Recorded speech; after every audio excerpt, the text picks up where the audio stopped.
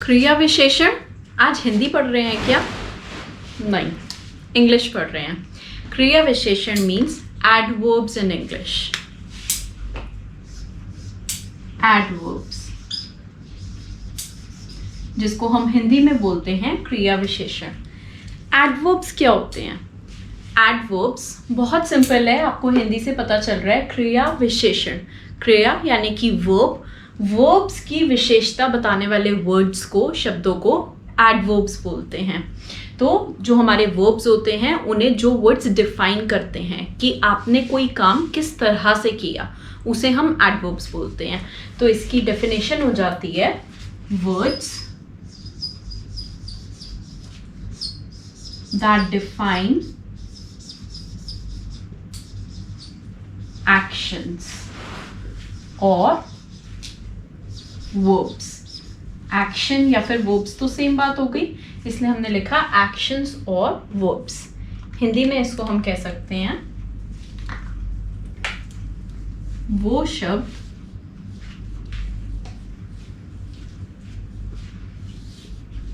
जो क्रिया की विशेषता बताते हैं।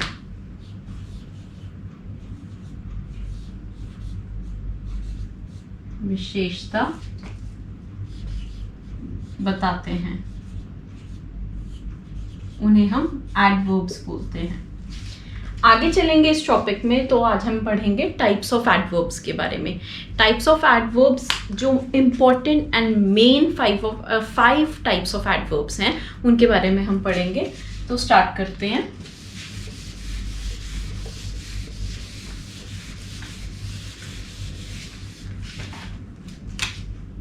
Types of adverbs. Number 1, adverb of manner. अब adverb of manner क्या होता है? किस काम को किस तरह किया जा रहा है, मैनर बताता है। तरह, किसी काम को किस तरह किया जाता है।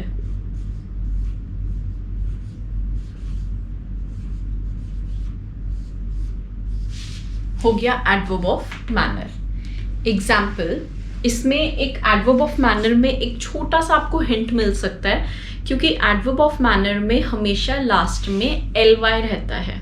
ly हमेशा भी नहीं बोलूंगी, but most of the time रहता है। लेकिन आपको ज़्यादातर अगर आप कोई भी वीडियो देखते हो या कुछ भी सुनते हो, आपको यही बताया जाता है कि हमेशा ly रहता है। मैं आपको हमेशा क्यों नहीं बोल रही हूँ, ये क्यों बोल रही हूँ, मोस्टली रहता है, उसका मैं आपको एग्जाम्पल दिखाती हूँ। ठीक है, ly भी होता है। फॉर एग्जाम्पल मैं लिख दूँ शी डांसेस ब्यूटिफुली, कि वो एक लड़की है और वो बहुत ब्यूटीफुली डांस करती है। तो ब्यूटीफुली कैसे डांस करती है, मतलब किस तरह डांस करती है, जब उसका आंसर आपको मिलेगा ब्यूटीफुली, वो आपका एडवर्ब बन जाता है। चलो ठीक है, यहाँ पे हमें समझ आया, ly लगाया एंड में, तो ये एडवर्ब ऑफ मैनर हो गया। कोई भी वर्ड जिसके एंड में ly होगा, beautifully, gracefully, patiently, ly adverb हो गया। बट अगर यहीं पे मैं एक सेंटेंस लिख देती हूँ, they performed their task well. उन्होंने अपना काम बहुत अच्छे से किया। they performed their task well. कैसे किया उन्होंने अपना काम? दोबारा से वही क्वेश्चन आता है, किस तरह किया उन्होंने अपना काम? तो वहां पर वापस हमें आंसर मिल रहा है वेल, कि अच्छा किया। तो ये भी तो एक टास्क कोई दर्शा रहा है। ये वेल जो वर्ड है, ये भी तो एक क्रिया कोई बता रहा है कि कैसे की गई, तो वो भी एडवर्ब ऑफ मैनर हुआ। तो क्योंकि अब आप देखो यहाँ पे तो ly नहीं ऐड किया, तो जब यहाँ पे ly ऐड नहीं किया, ये फिर भी एडवर्ब ऑफ मैनर बन गया। इसी रीजन से मैंने आपको बोला कि most of the time adverb of manner के एंड में ly होता है, बट हमेशा नहीं होता। तो इसलिए इसको लेके कंफ्यूज नहीं होना। एक और चीज, अब जब आप एडवर्ब ऑफ मैनर की बात करते हो, आप हमेशा वहां पे क्वेश्चन पूछो हाउ, कैसे, ये तो हमने आपको हिंदी में लिख के दिखा दिया किस तरह, लेकिन आप इंग्लिश में अगर क्वेश्चन पूछोगे हमेशा क्वेश्चन पूछो हाउ, कि काम कैसे हुआ। हाउ शी डांसेस, आंसर मिलेगा ब्यूटिफुली, तो वो ब्यूटिफुली बन जाएगा आपका adverb. How they have performed there task, answer मिलेगा वेल, कैसे काम किया उन्होंने, वेल, तो वो वेल बन जाता है आपका एडवर्ब। इसको हम हिंदी में लिख लेते हैं सेंटेंसेस को। वह सुंदर नाचती है, सुंदर। They performed their task well, उन्होंने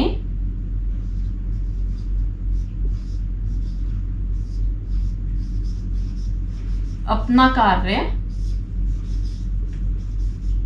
अच्छे से किया, अच्छे से किया।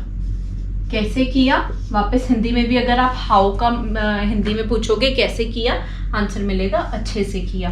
तो ये हो जाते हैं हमारे एडवर्ब ऑफ मैनर, जहाँ पे आप क्वेश्चन पूछ सकते हो हाउ इंग्लिश में, हिंदी में आप पूछ सकते हो कैसे किया, किस तरह किया। और जब इस क्वेश्चन का आपको आंसर मिलता है हाउ शी डांसेस ब्यूटिफुली, जो उसका आंसर मिला वो बन गया आपका एडवर्ब ऑफ मैनर। चलते हैं अपने नेक्स्ट टाइप ऑफ एडवर्ब की तरफ, एडवर्ब ऑफ प्लेस। प्लेस से आपको पता चल गया कि यहां पे जगह की बात होगी। Adverb of place. अब प्लेस वाले में आपने क्या क्वेश्चन पूछना है, प्लेस वाले में आपने क्वेश्चन पूछना है वेयर। फर्स्ट वाले में हमने पूछा हाउ, यहां पे आप क्वेश्चन पूछोगे वेयर। और यहां पे इसका हिंदी मतलब हो गया कहां, यानी कि आपका कार्य कहां हुआ, वेयर क्वेश्चन मार्क। तो इसके एग्जाम्पल्स हो जाएंगे। अगर मैं आपको आंसर यहां पे लिख देती हूं, my friend is waiting outside, कि मेरी फ्रेंड बाहर इंतजार कर रही है। चलो क्वेश्चन पूछते हैं, वेयर, कहां इंतजार कर रही है, आंसर मिलेगा आउटसाइड। हमें सेंटेंस पढ़ के ही पता चल रहा है मेरी फ्रेंड बाहर इंतजार कर रही है। कहां इंतजार कर रही है, अगर पूछेंगे कहां, आंसर मिलता है आउटसाइड। तो आउटसाइड बन गया आपका एडवर्ब ऑफ प्लेस, क्योंकि आउटसाइड कोई चीज जो बाहर है वो एक जगह है, आउटसाइड, इनसाइड। अब आप सोचेंगे कि अगर मैं यहां पर लिख दूं my friend is waiting in the garden, तो वो इन जो फिर इस वाले सेंटेंस में आपका यहाँ पे हमने गार्डन क्यों नहीं लिख दिया, आउटसाइड ही क्यों लिखा, क्योंकि गार्डन एक प्लेस का नाम है। तो कोई भी जब कोई प्लेस का नाम होता है तो वो तो नाउन होता है, तो वो नाउन भी और एडवर्ब भी दोनों कैसे हो सकता है। तो इसलिए एडवर्ब्स क्या होते हैं, एडवर्ब्स होते हैं ऐसे वर्ड्स जैसे कि आउटसाइड, इनसाइड। मैं आपको लिख के दिखा देती हूँ कुछ वर्ड्स जो एडवर्ब ऑफ प्लेस में जाते हैं, जैसे कि outside, inside, upstairs, down, above, under. ये सारे वर्ड्स आ जाते हैं एडवर्ब ऑफ प्लेस में। तो ये सेंटेंस हमारा क्या बना, मेरी फ्रेंड, मेरी दोस्त बाहर मेरा इंतजार कर रही है, कर रही है। तो आप यहां पर पूछ सकते हैं कि कहां इंतजार कर रही है, आंसर मिलेगा बाहर इंतजार कर रही है, तो बाहर बन जाता है आपका एडवर्ब ऑफ प्लेस। क्लियर है यहां तक? आगे चलेंगे एडवर्ब ऑफ टाइम की तरफ। बस आपने अगर ये क्वेश्चंस याद रखे, जैसे कि यहाँ पे मैं आपको बता रही हूँ हाउ पूछना है आपने, वेयर पूछना है आपने, तो इन जब आप ये क्वेश्चंस पूछते हो और उनका आंसर आपको मिल जाता है तो टॉपिक बहुत इजी हो जाता है। तो थर्ड हमारे पास है adverb of time.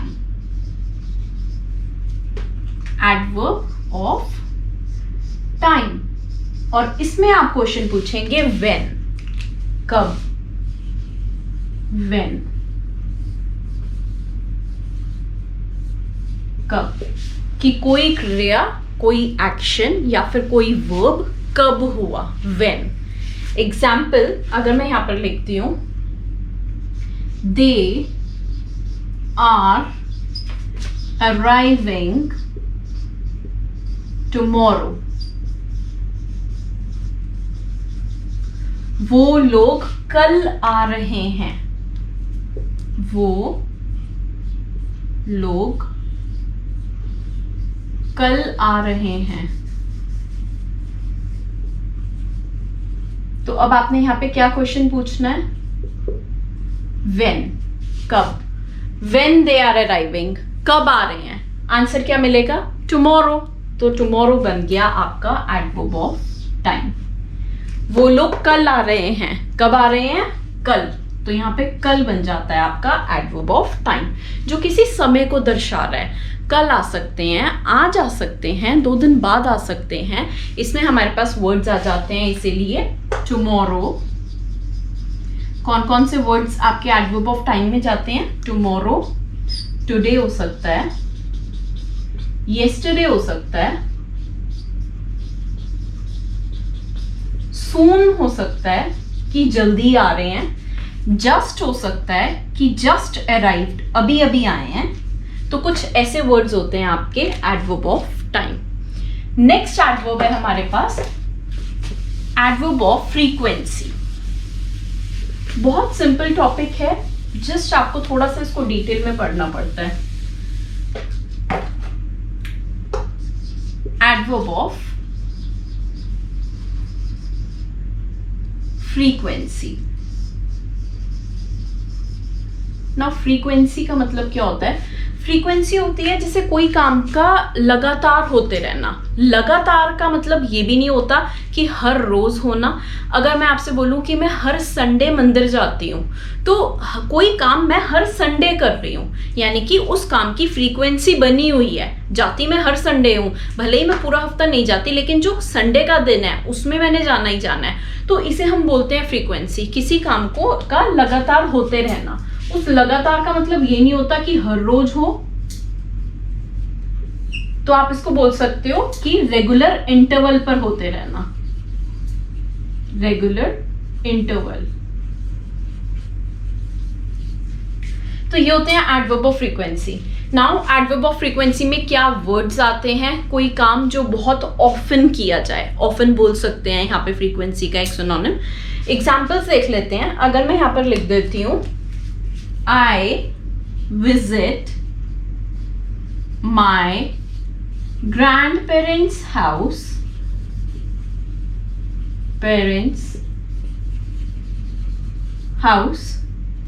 very often, कि कभी कभार मैं वहां पर जाती हूं।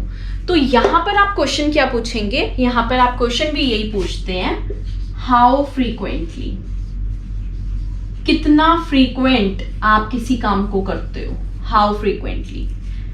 तो मैं आपको बोल सकती हूँ, अगर आप मेरे से पूछोगे how frequently do you go to your grandparents house, तो मैं आपको बोल दूंगी I go to my grandparents house very often, बहुत कम जाती हूँ, कभी कभी जाती हूँ। अनदर एग्जाम्पल, इसका हम हिंदी में देख सकते हैं। पहले मैं अपने दादा दादी के घर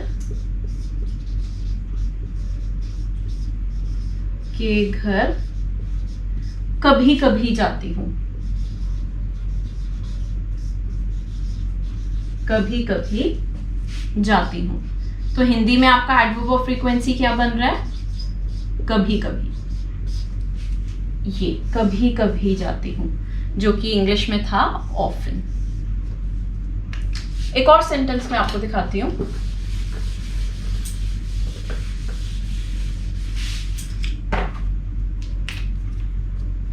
She sometimes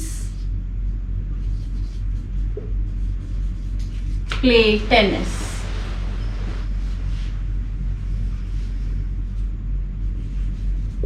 she sometimes plays tennis, कि फिर से यहाँ पे भी समटाइम्स का मतलब भी कभी कभार ही हुआ, फिर से यहाँ पर समटाइम्स का मतलब भी कभी कभार ही हुआ। शी समटाइम्स प्लेज टेनिस, कि वो कभी कभार टेनिस खेलती है। तो यहाँ पर अगर आप फिर से क्वेश्चन पूछेंगे हाउ फ्रीक्वेंटली, कब टेनिस या कितनी कौन से रेगुलर इंटरवल पर वो टेनिस खेलती है, तो हम बोल सकते हैं समटाइम्स, कभी कभार खेलती है, रोज नहीं खेलती। तो इसका हिंदी सेंटेंस हो सकता है वह कभी कभार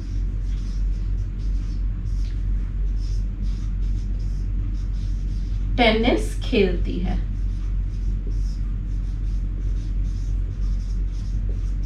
अब ऐसा जरूरी नहीं है कि फ्रीक्वेंसी का मतलब हमेशा यही होगा कि सारे वर्ड्स का मतलब कभी कभार ही होगा, कोई काम डेली भी हुआ हो सकता है। अगर मैं यहां पर लिख दूं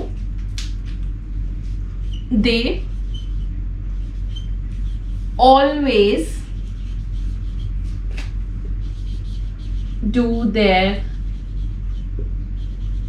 वर्क ऑन टाइम, वो हमेशा ही अपना काम समय पर कर लेते हैं। तो कैसे, क्या फ्रीक्वेंसी है उनके काम करने की, ऑलवेज, हमेशा उनका काम टाइम पर हो जाता है, ऑलवेज, वो हमेशा अपना काम समय पर करते हैं, समय पर करते हैं। इसके बाद हम आ जाते हैं हमारा लास्ट और फिफ्थ टाइप ऑफ एडवर्ब पर।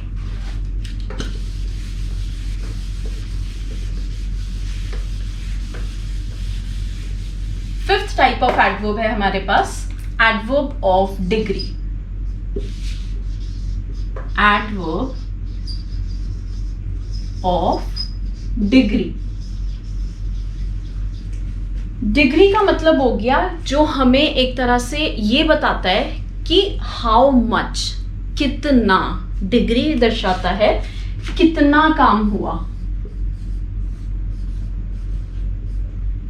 कितना। और इसको आप इंग्लिश में पूछते हैं हाउ मच, हाउ मच, या फिर टू हाउ मच एक्सटेंट, कितने हद तक काम हुआ। इसको आप ये भी पूछ सकते हैं to how much extent. Short में आप खाली हाउ मच पूछ सकते हैं इसको, थोड़ा लंबे में आप इसको टू हाउ मच एक्सटेंट पूछ सकते हैं। इसमें आपके पास जो कॉमन वर्ड्स रहते हैं एडवर्ब ऑफ डिग्री के, कॉमन वर्ड्स एग्जांपल्स क्या क्या होते हैं, जैसे कि very, too, TOO, too, extremely, quite, pretty. ये क्वाइट और प्रिटी वो वाला नहीं है, क्वाइट चुप होना नहीं है, प्रिटी सुंदर होना नहीं है।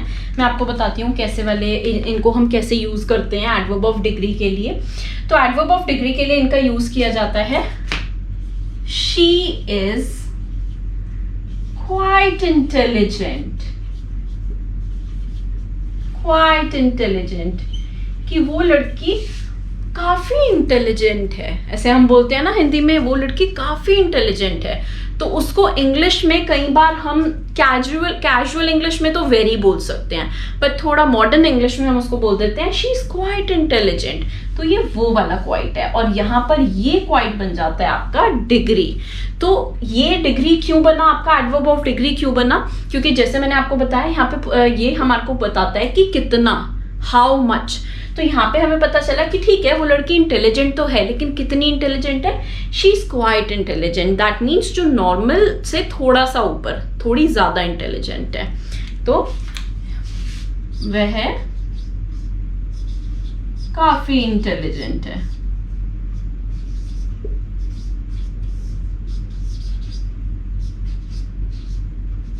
काफी इंटेलिजेंट है, तो ये काफी बन जाता है हमारा एडवर्ब ऑफ डिग्री। तो इस तरह से इसका मीनिंग हुआ क्वाइट और प्रिटी का। प्रिटी का भी मतलब ऐसे ही होता है, अगर हम बोलें she is pretty tricky person, कि सच में काफ़ी चालाक या ट्रिकी पर्सन है, तो प्रिटी।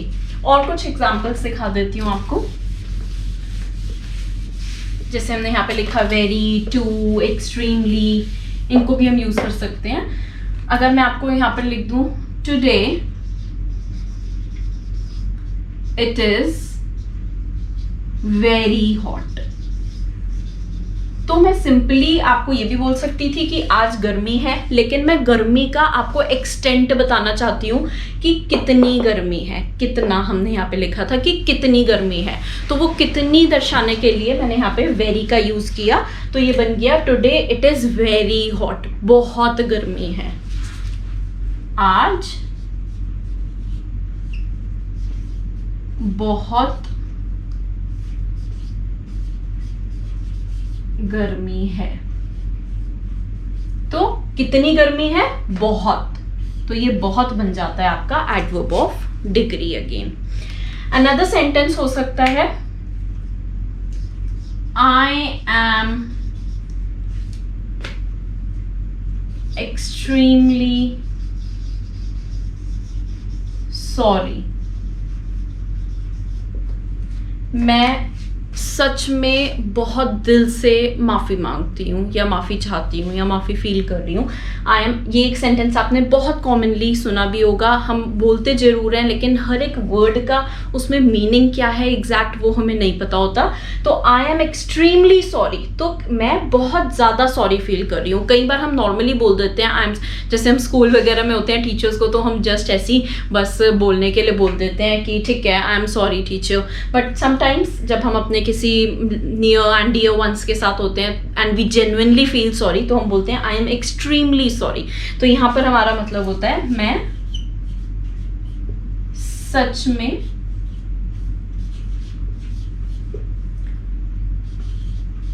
काफी शर्मिंदा हूं या सॉरी फील करती हूं।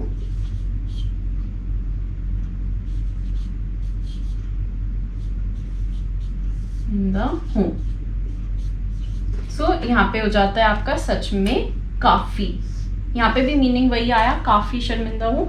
तो बेसिकली यहाँ पर हमने इंग्लिश में उसका यूज क्या किया, आई एम एक्सट्रीमली सॉरी। तो एक्सट्रीमली ने एक्सटेंट बताया कि आप कितना सॉरी फील कर रहे हो, तो ये इसलिए आपका बन जाता है adverb of degree. So simple, बहुत छोटा और बहुत ही इजी टॉपिक था एडवर्ब्स का। फाइव टाइप्स ऑफ एडवर्ब्स हमने आज पढ़े। आई होप आपको समझ भी आए होंगे।